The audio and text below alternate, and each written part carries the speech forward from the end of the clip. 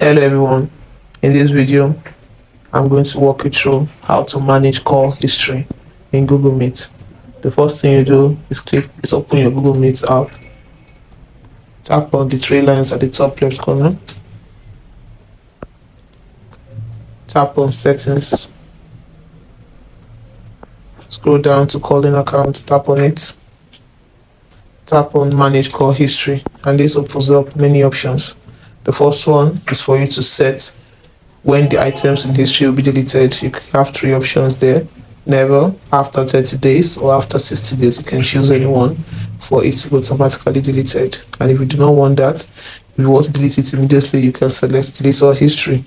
You can also manage your call history by exporting the history. These are all options under how to manage your call history. Hope you found this video helpful. If you did, don't forget to like and subscribe for more. Thank you.